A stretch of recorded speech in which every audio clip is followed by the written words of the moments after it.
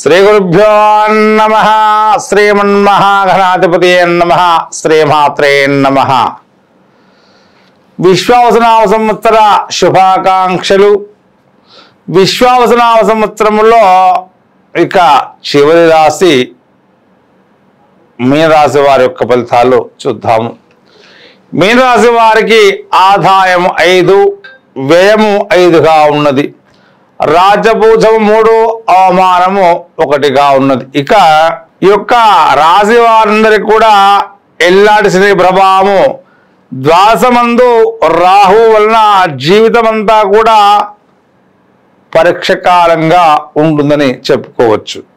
శాంతం, వినయ, విధేయతలు ఉన్న నెగ్గుకొని రాలేకపోతారు. కొన్ని సందర్భాల్లో ఎంత కష్టపడి పని చేసినా కూడా ఫలితం శూన్యంగా ఉండే అవకాశాలు ఉంటాయి.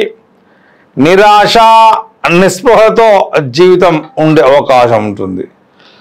కొంత ఆడవారి రీత్యా మీ మనోవాంఛలు సిద్ధిస్తాయి. శరీర బలం తగ్గును. చేయలేని వాటికి అపనిందలు ఎదుర్కొనవలసి వస్తుంది. అవమానకర సంఘటనలు ఎదుర్కొంటారు. ఒక్కోసారి ఇతరుల యొక్క కార్యక్రమాలకు మీరు రుణాములు చేసి అయినా వారికి సహాయపడతారు. పుణ్యక్షేత్ర సందర్శనాలు కూడా చేస్తారు. గృహంలో బాధలు, భార్యకు, సంతానమునకు, తండ్రికి, వర్గీయులకు శారీరక బాధలు, కోర్టు కేసులందు ఇరుక్కునే అవకాశాలు ఉన్నాయి. జాగ్రత్తగా ఉండాలి. ఆదాయమునకు మించిన ఖర్చులు అవుతాయి. రుణాలు చేయవలసి వస్తుంది. గుప్త శత్రువుల వల్ల కొన్ని బాధలు, అనేక రక్తబంధు యొక్క పీడలు, జీవన విధానంలో మార్పులు, సోదర వర్గం వారితో విరోధములు, విలువైన వస్తువులు కూడా పోగొట్టుకునే అవకాశాలు ఉంటాయి. జాగ్రత్తగా ఉండాలి. ఉద్యోగస్తులకు ఈ సంవత్సరం అంతా కూడా మిశ్రమంగానే ఉంటుందని చెప్పుకోవచ్చు. సాఫీగా కాలం గడుస్తుంది. ఎటువంటి ఇబ్బందులు లేకుండా రాహు వలన కొన్ని కష్టాలు తప్పవు. ప్రశాంతంగా ఉండదు. ఏదో ఒక సమస్య వచ్చబడుతూనే ఉంటుంది. కేంద్ర రాష్ట్ర ప్రభుత్వ ఉద్యోగులకు మీకు రావాల్సినటువంటి ప్రమోషన్లు కొంతమంది ఆపే అవకాశాలు ఉంటాయి. న్యాయస్థానాన్ని కూడా సంప్రదించాల్సిన అవసరం రావచ్చు. రాజకీయ నాయకులకు కొద్దో గొప్ప బాగానే ఉంటుందని చెప్పుకోవాలి. ప్రజల్లో పేరు ప్రఖ్యాతులు బాగానే ఉంటాయి. వారితో సత్సంబంధాలు మెరుగుపడును.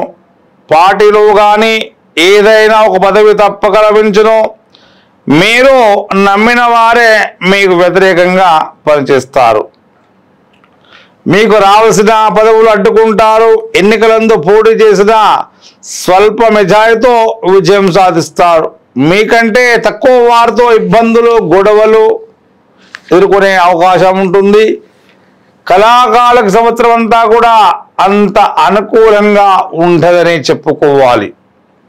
తగిన ప్రోత్సాహం లభించకపోతుంది. టీవీ, సినిమా రంగాలు ఉన్న వారికి విజయాలు అంతంత మాత్రంగానే ఉంటాయి. నూతన అవకాశాలు అంతగా రావు. ఇక వ్యాపారస్తులకు కొంతమందికి అనుకూలించి మరికొంతమందికి నష్టాలు కలిగిస్తాయి. కిరాణా వ్యాపారాలకు బాగానే ఉంటుంది. ఇక విద్యార్థులకు ఈ సంవత్సరం అంత అనుకూలించదు. శని, రాహుల వల్ల జ్ఞాపక శక్తి తగ్గే అవకాశాలు ఉంటాయి. విద్యార్థులందరూ కూడా తగు జాగ్రత్తగా ఉండడం చాలా మంచిది. ఇతర వ్యాపకాలకు వెళ్ళక చదువు పైన శ్రద్ధ పెట్టినట్లయితే విజయాన్ని సాధించగలుగుతారు. ఇక వ్యవసాయదారులకు 2 పంటలు ఫలించును. పంట దిగుబడి సమానంగానే ఉంటుంది. పెద్దగా లాభాలు రాకపోయినప్పటికీ నష్టాలు మాత్రం రావని చెప్పుకోవాలి.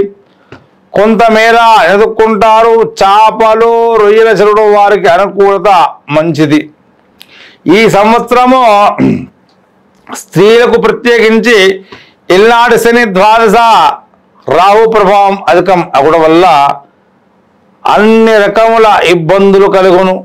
మీ మాటకు విలువ కొద్ది తగ్గే అవకాశం ఉంటుంది.